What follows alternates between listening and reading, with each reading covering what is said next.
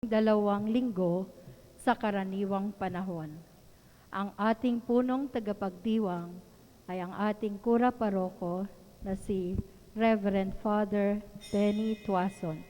Magsitayo ang lahat at sumabay sa koro sa pambungad na awit.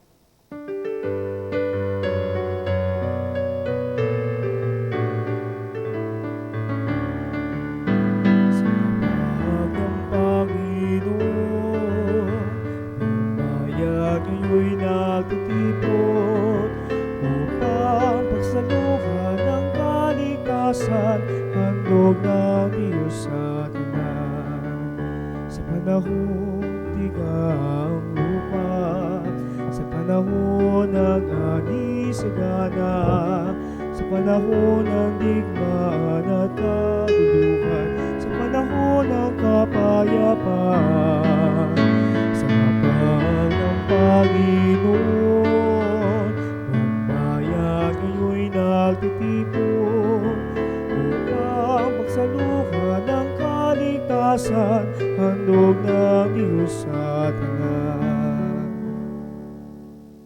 Sa ngalan ng Ama, ng Anak at ng Espiritu Santo, Amen. sumainyo ang Panginoon. At sumainyo rin. Huwag kayong matakot. Ito ang mga salitang binanggit ni Jesus sa ating Ebanghelyo. At huwag tayong matakot sa mga taong nakatuon sa paggawa ng masama sa kapwa. Si Jesus ang ilaw na papawi sa kadiliman ng ating mga kasalanan. Kaya manalig tayo sa kanyang pag-ibig, kahit pa tayo ay kinukutya at minamaliit ng mga ganid at bulaan. Kumapit lamang tayo kay Jesus at maging totoo sa ating mabuting hangarin.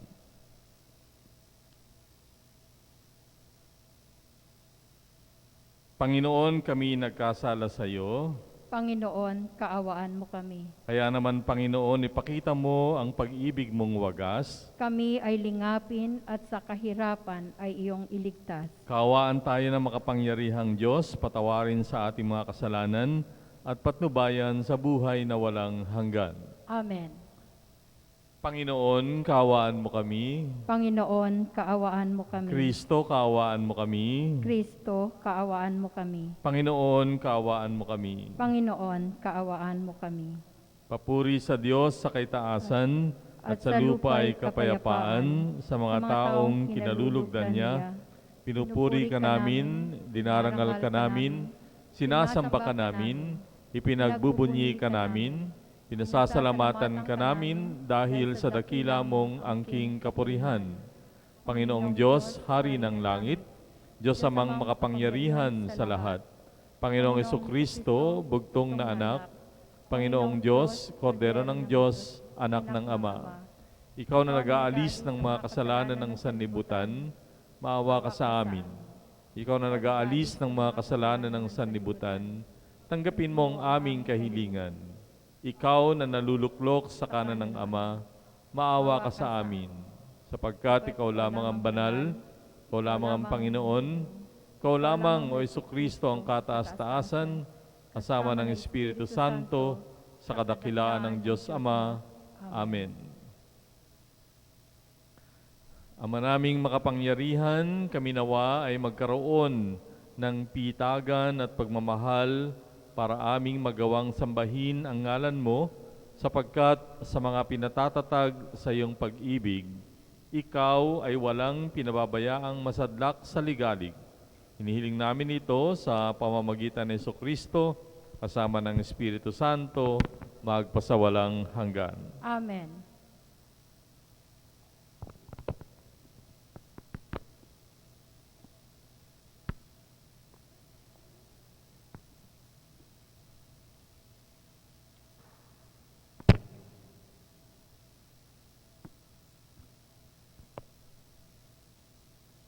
Pagbasa mula sa aklat ni Propeta Jeremias. Sinabi ni Jeremias, naririnig kong nagbubulungan ang karamihan. Tinagurian nila akong kilabot saan man. Sinasabi nila, isuplong natin. Pati matatali kong kaibigan ay naghahangad ng aking kapahamakan. Wika pa nila, marahil ay malilinlang natin siya. Pagkatapos, dakpin natin at paghigantihan. Subalit ikaw ay nasa panig ko poon. Malakas ka at makapangyarihan. Madarapa ang lahat ng umuusig sa akin. Hindi sila magtatagumpay kailanman. Mapapahiya sila sapagkat hindi sila magwawagi. Mapapahiya sila habang panahon at ito ay hindi na makakalimutan. Makatarungan ka kung sumubok sa mga tao. Poon, Diyos na makapangyarihan, alam mo ang laman ng kanilang puso at isip. Kaya't ikaw ang magiganti sa mga kaaway ko. Ipinagkakatiwala ko sa mga kamay mo ang aking kapakanan. Awitan ninyo ang poon, inyong purihin ang poon, sapagkat inililigtas niya ang mga api mula sa kamay ng mga gumagawa ng masama. Ang salita ng Diyos. Salamat sa Diyos. Panginoon, iyong dinggin, akong iyong ginigiliw. Panginoon, iyong dinggin, akong iyong ginigiliw. Dahilan sa iyo, ako ay inaglahi, napahiyang lubos sa pagkaunsyami. Sa mga kapatid, parang ako ay iba. Kasambahay ko na ay di ako kilala. Ang pagmamahal ko sa banal mong templo, matinding matindi sa kalooban ko. Sa akin bumagsak, paghamak sa iyo. Panginoon, iyong dinggin, akong iyong ginigiliw. At sa ganang akin, ako ay dadalangin sa iyo o poon, sana ay iyong dinggin sa mga panahon na iyong ibigin. Dahil sa dakilang pag-ibig sa akin, ang iyong pangakong pagtubos ay sundin. Poon, sa buti mo at pag-ibig sa akin, sa aking pagtawag, ako sana'y dinggin. Sa pagkahabag mo, ako ay lingapin. Panginoon, iyong dinggin, akong iyong ginigiliw. Kung makita ito niyong mga dukha, sila ay sasamba sa laki ng tuwa. Dinirinig ng Diyos ang may kailangan, lingkod na bilanggo ay di nalilimutan. Ang Diyos ay purihin ng langit at lupa, maging karagatan at naroong nilikha. Panginoon, iyong dinggin, akong iyong ginigiliw. Pagbasa mula sa sulat ni Apostol San Pablo sa mga taga-Roma.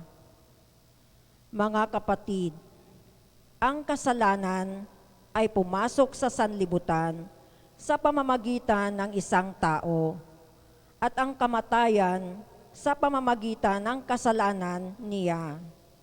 Dahil dito, lumaganap ang kamatayan sa lahat ng tao sapagkat ang lahat ay nagkasala. Nasa sanlibutan na ang kasalanan bago pa ibinigay ang kautusan. Ngunit walang pinananagot sa kasalanan kung walang kautusan. Gayunman, naghari ang kamatayan mula kay Adan hanggang kay Moises. Kahit sa mga tao na ang pagkakasala ay di tulad ng pagsuway ni Adan. Si Adan ay anino ng isang darating, ngunit magkaiba ang dalawang ito, sapagkat ang kagandahang loob ng Diyos ay higit na di hamak kaysa pagsuway ni Adan. Totoo ngang nagdala ng kamatayan sa marami ang pagsuway ni Adan, ngunit malaki ang kahigtan ng kagandahang loob ng Diyos at ng kaloob na dumating sa napakarami sa pamamagitan ng isang tao, si Hesukristo. Ang salita ng Diyos. Salamat sa Diyos. Magsitayo po ang lahat sa pagbibigay galang sa mabuting balita ng Panginoon. Hallelujah, hallelujah. Kami ay gawin mo na ang iyong pag-ibig, kapayapaan at katarungan. Hallelujah. Kayo at ang Espiritu ang siyang nagpapakatotoo tungkol sa araw ni Kristo. Sumainyo ang Panginoon. At sumainyo rin. Ang mabuting balita ayon kay San Mateo. Papuri sa iyo, Panginoon. Noong panahong yon, sinabi ni Jesus sa kanyang mga apostol, "Huwag kayong matakot sa mga tao. Walang natatago na di malalantad o nalilihim na di mabubunyag. Ang sinasabi ko sa inyo sa dilim, ulitin ninyo sa liwanag, at ang ibinubulong sa inyo ay inyong ipagsigawan. Huwag ninyong katakutan ang pumapatay ng katawan, ngunit hindi nakapapatay ng kaluluwa at katawan sa impyerno. Hindi ba ipinagbibili ang maya ng 2 pera? Gayunman, kahit isa sa kanila ay hindi nahuhulog sa lupa kung hindi kalooban ng inyong Ama. Maging ang buhok ninyo ay bilang na lahat. Kaya huwag kayong matakot, higit kayong mahalaga kaysa libo-libong maya. Ang sinumang kumilala sa akin sa harapan ng mga tao, ay kikilalanin ko rin naman sa harapan ng aking Amang nasa langit. Ngunit ang magtatwa sa akin sa harapan ng mga tao, ay itatatwa ko rin naman sa harapan ng aking Amang nasa langit." Mga kapatid, ang mabuting balita ng Panginoon. Pinupuri ka namin, Panginoong Heso Kristo. So ngayon din ay pinagdiriwang ang Father's Day, sa kung saan man ito ay kinikilala. So sa mga tatay na kasama natin, Happy Father's Day. At kinikilala natin ang ama ng tahanan dahil sa mga mahalagang katangian nila. Halimbawa, ang ama ng tahanan usually ay provider. Although ngayon, pati yung mga asawa, babae ay katulong na rin. At pangalawa, ang ama ay a source of security, tagapagtanggol, protector ng pamilya. Ito marahil ang dahilan kung bakit ang Panginoong Diyos ay kinuha ang imahe ng ama para ipakilala ang kanyang sarili. At ang amang ito, ayon sa ating Panginoong Kristo, ay nagtatanggol, pinapangalagaan tayo at laging nagpo-provide ng ating mga kailangan. Sa unang pagbasa na narinig natin si Propeta Jeremias na awang-awa sa kanyang sarili dahil siya ay pinahihirapan ng kanyang mga kaaway. Subalit nakasumpong siya ng kakampi, matatag na kakampi sa Panginoong Diyos. Kaya naman malakas ang kanyang loob na itaguyod ang pagpapalaganap ng mabuting balita. Sa ating ebanghelyo ay sinabi rin dito ng Panginoong Kristo na ang ating Ama ay bilang ang mga buhok natin. Kapag sinabing bilang ang buhok, sabihin tayo malapit na malapit sa Diyos. Tayo mahal na mahal ng Diyos. At yung mga maya na nung panahon ng Panginoon Kristo ay baliwalang mga ibon, hindi yan mga pinapansin. Kaya nga ang sabi dito, binibili 2 pera. Ibig sabihin, it's common. Nandyan lang yon. Pero, sabi dito ng Panginoon Kristo, walang maya nalalagpak sa lupa nang hindi niya pinapayagan. In other words, mahalaga sa kanya kahit itong mga ibon na walang halaga sa tao. Kung ang mga ibon ay binibigyang halaga ng Diyos, tayo pa kayang tao? So ito yung larawan na ibinibigay ng Panginoong Hesukristo hinggil sa ating Diyos na tinatawag nating Ama. Kaya nga't huwag tayong dapat matakot, no? Huwag tayong mangamba dahil hindi niya tayo pinababayaan, lalong-lalo na sa panahon natin ngayon. Panahon natin na merong panganib na tayo maaaring magkasakit o baka mamatay dahil sa virus na ito. Yung panganib din ng kahirapan dahil nga hindi tayo makakilos ng katulad ng dati, maraming nawawalan ng trabaho, maraming nahihirapan sa buhay. Tayo ay inaanyayahan na huwag mawala ng pag-asa, na ang Diyos ay laging kumakalinga at Kanyang pinaparisan, no, o Kanyang tinutugunan yung ating pagsisikap. No? Siyempre, hindi naman tayo wala na lang gagawin. Tayo rin ay kailangan magsikap, subalit yan ay tutugunan ng Diyos kung tayo ay gagawa. Subalit hindi lang yon ang katangian ng ating Ama. No? Higit sa katangian ng Ama sa lupa, ang ating Ama sa langit, ang Diyos ay alam ang ating puso't isipan. Yan ang maganda sa ating Panginoong Diyos. Kilala niya tayong lahat. Alam niya kung anong ating iniisip at alam niya kung anong ating mga damdamin. Kaya ang Amang ito ay marunong umunawa at lalong-lalo na marunong magpatawad. Alam niya kung anong ating nasa kalooban, kung tayo may mga ginagawa at sinasabi, alam niya kung saan ito o saan tayo nanggagaling. And maybe that's the reason why God is a merciful God. No? Minsan yan ang kahinaan natin bilang tao. At kahinaan din ng maraming mga ama, di ba? Nahirapan silang unawain, patawarin ang kanilang mga anak o sino mang kanilang nasa sakupan. Pero we have to believe and to be assured na meron tayong Diyos na nakakakilala sa atin at lagi tayong binibigyan ng pagkakataon na magbago. So, sa madaling salita, ang ginawa ng Panginoon Jesucristo ay ipakilala ang isang Ama na mapagmahal. Isang Diyos na laging kumakalinga at hindi nagpapabaya. Pero hindi doon nagtatapos. No? Huwag tayong makontento lamang na ganito ang Diyos kasi kailangan nating tumugon sa Kanya. No? Sabi, di ba, ang pagmamahalan ay dalawang pagsasalubungan, no, ng pagmamahal. Hindi pwedeng one way lang. Hindi pwedeng Diyos lang ang nagmamahal sa atin at tayo ay hindi nagmamahal sa Kanya.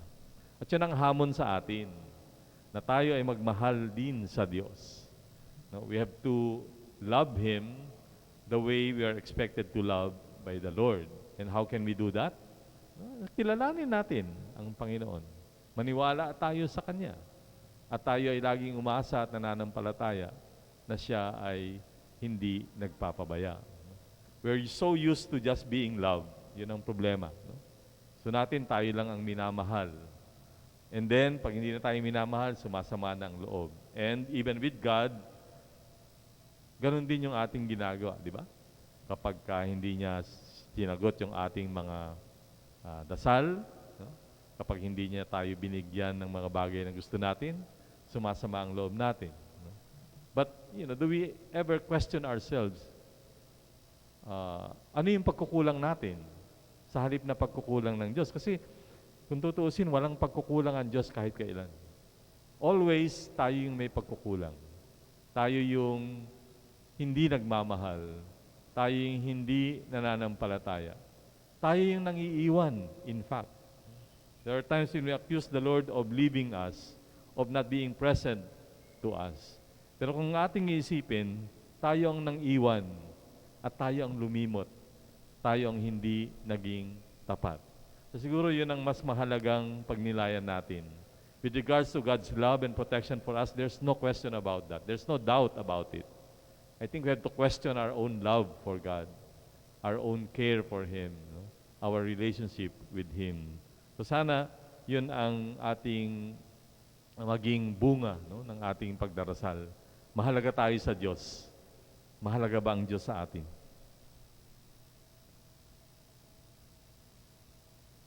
Tayo tumayo at ipahayag natin ang ating pananampalataya. Sumasampalataya ako sa Diyos Amang makapangyarihan sa lahat na may gawa ng langit at lupa. Sumasampalataya ako kay Kristo, isang anak ng Diyos, Panginoon nating lahat.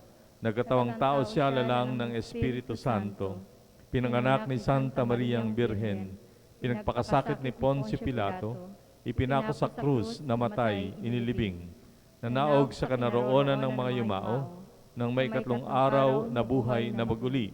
Umakyat sa langit, naluluklok sa kanan ng Diyos Amang makapangyarihan sa lahat. Doon magmumulang paririto at hukom sa nangabubuhay at nangamatay na tao. Sumasampalataya naman ako sa Diyos Espiritu Santo, sa banal na simbahang Katolika, sa kasamahan ng mga banal, sa kapatawaran ng mga kasalanan, sa pagkabuhay na muli ng nangamatay na tao, at sa buhay na walang hanggan. Amen. Ilapit natin ang ating mga alalahanin sa Diyos Ama, na labis na nagmahal sa mundo, kaya't ibinigay niya ang kanyang bugtong na anak. Kaya taglay ang pagtitiwala, ating ipanalangin. Ama, panatilihin mo kami sa iyong pag-ibig. Ama, panatilihin mo kami sa iyong pag-ibig. Para sa Santo Papa, mga obispo, pari, reliyoso at reliyosa, maging buhay na tanda nawa sila ng pag-ibig at habag ng Diyos, panahon ng kadiliman at kawalan ng pag-asa. Manalangin tayo. Ama, panatilihin mo kami sa iyong pag-ibig. Para sa mga namumuno sa pamahalaan, maging tagapagtaguyod nawa sila ng hustisya sa pamamagitan ng pagtuligsa sa kabulaanan upang manaig ang katotohanan. Manalangin tayo. Ama, panatilihin mo kami sa iyong pag-ibig. Para sa lahat ng mga binyagang Kristiyano, huwag nawa nating isara ang ating puso at pagsikapan nating makibahagi sa misyon ni Kristo na ipalaganap ang katotohanan. Manalangin tayo. Ama, panatilihin mo kami sa iyong pag-ibig. Para sa mga may sakit at nagdurusa, mabatid nawa nilang mahal sila ng Diyos sa pamamagitan ng pagkalinga ng kanilang pamilya at mga kaibigan. Manalangin tayo. Ama, panatilihin mo kami sa iyong pag-ibig.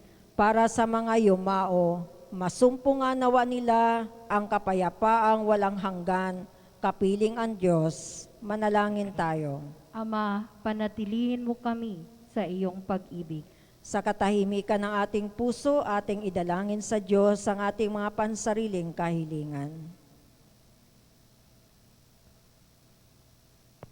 Diyos naming Ama, manatili ka sa aming piling sa pamamagitan ng iyong anak at loobin mong siya ang aming maging daan, ang aming buhay.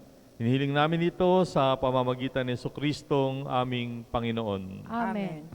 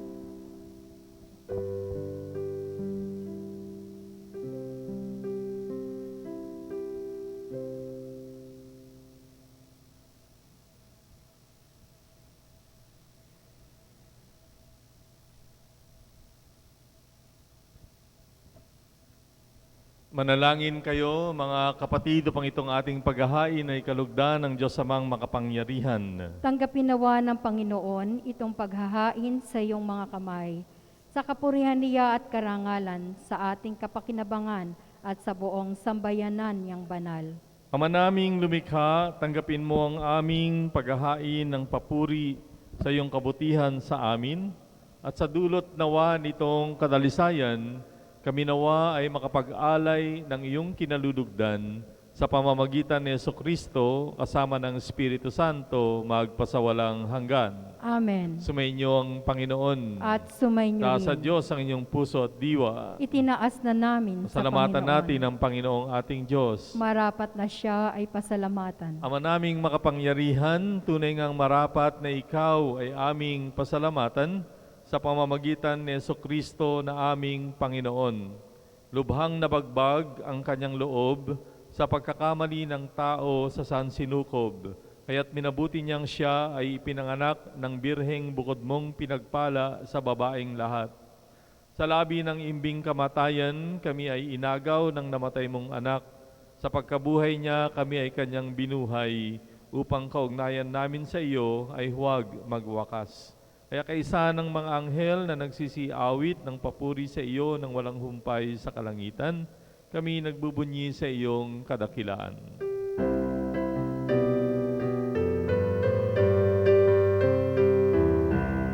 Santo, Santo, Santo, Panginoon Diyos ng mga hukbo, napupuno ang langit at lupa ng kadakilaan mo. Hosana sa kaitaasan, pinapalang na paririno sa ngalan ng Panginoon. Hosana sa kaitaasan.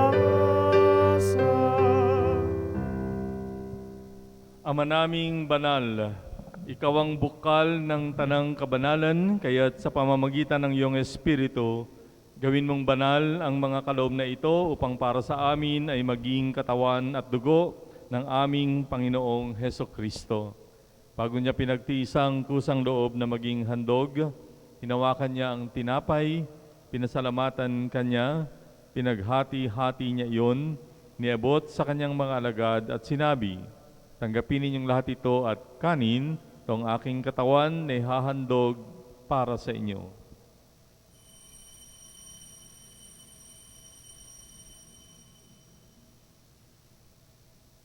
Gayun din naman, nang matapos ang hapunan, hinawakan niya ang kalis, muli kanyang pinasalamatan, niabot ang kalis sa kanyang mga alagad at sinabi, "Tanggapin ninyong lahat ito at inumin, itong kalis ng aking dugo, ng bago at walang hanggang tipan. Ang aking dugo na ibubuhos para sa inyo at para sa lahat, sa ikapagpapatawad ng mga kasalanan. Gawin ninyo ito sa pag-alaala sa akin."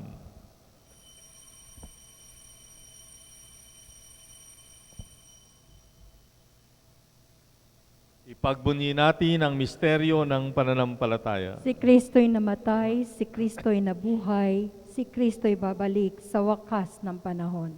Ama, ginagawa namin ngayon ang pag-alaala sa pagkamatay at muling pagkabuhay ng iyong anak, kaya't iniaalay namin sa iyo ang tinapay na nagbibigay buhay at ang kalis na nagkakaloob ng kaligtasan.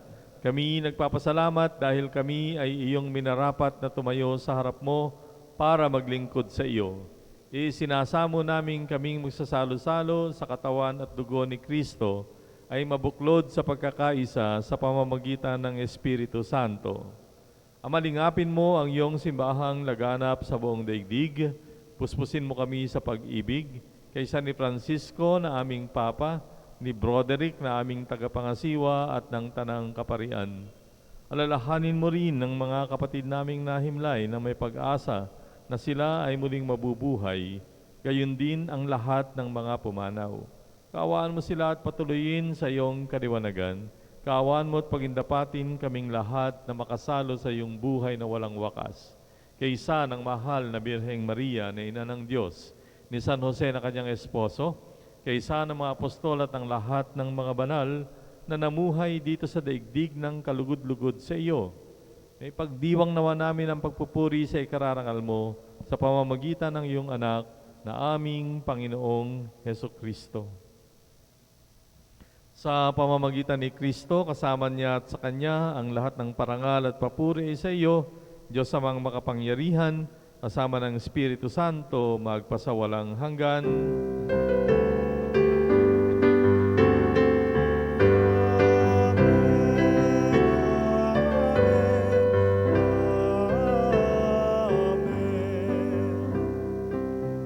Sa tagubili ng mga nakagagaling na utos at turo ni Jesus na Panginoon natin at Diyos, pahayag natin ng lakas loob.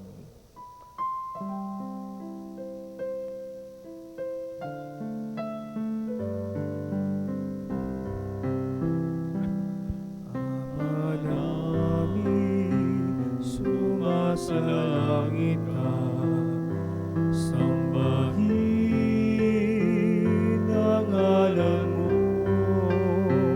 mapasa amin ang kaharian mo, sundin ang loob mo, dito sa lupa para sa langit.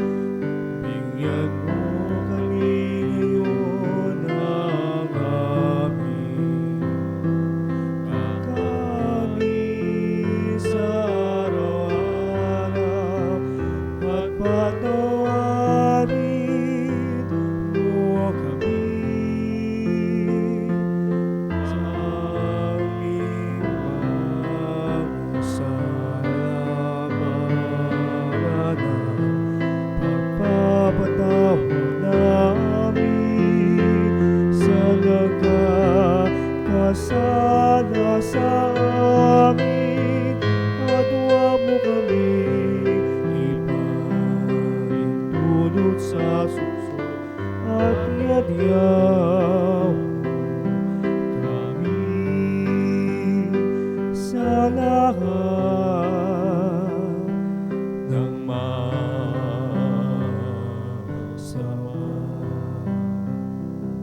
Hinihiling namin na kami ay iadya sa lahat ng masama, pagkalooban ng kapayapaan araw-araw, iligtas sa kasalanan, ilayo sa lahat ng kapahamakan, samantalang aming pinananabikan ang dakilang araw ng pagpapahayag ng tagapagligtas naming Seso Kristo. Sapagkat iyo ang kaharian at ang kapangyarihan at ang kapurihan magpakailanman. Amen. Panginoong Kristo, sinabi mo sa iyong mga apostol, kapayapaan ang iniiwan ko sa inyo, ang aking kapayapaan ang binibigay ko sa inyo, tunghayan mo ang aming pananampalataya at huwag ang aming pagkakasala. Pagkalooban mo kami ng kapayapaan at pagkakaisa ayon sa iyong kalooban, kasama ng Espiritu Santo magpasawalang hanggan. Amen. Ang kapayapaan ng Panginoon ay sumainyong lahat. At sumainyo rin. Bigayan kayo ng kapayapaan sa isa't isa.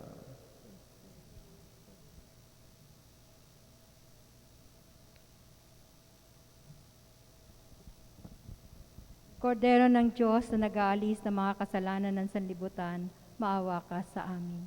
Kordero ng Diyos na nag-aalis ng mga kasalanan ng sanlibutan, maawa ka sa amin. Kordero ng Diyos na nag-aalis ng mga kasalanan ng sanlibutan, ipagkaloob mo sa amin ang kapayapaan. Mga kapatid, narito ang ating Panginoong Kristo, ang Kordero ng Diyos na nag-aalis ng mga kasalanan ng sanlibutan. Mapapalad ang mga inanyayahan sa kanyang piging. Panginoon, hindi ako karapat-dapat na magpatuloy sa iyo, ngunit sa isang salita mo lamang ay gagaling na ako.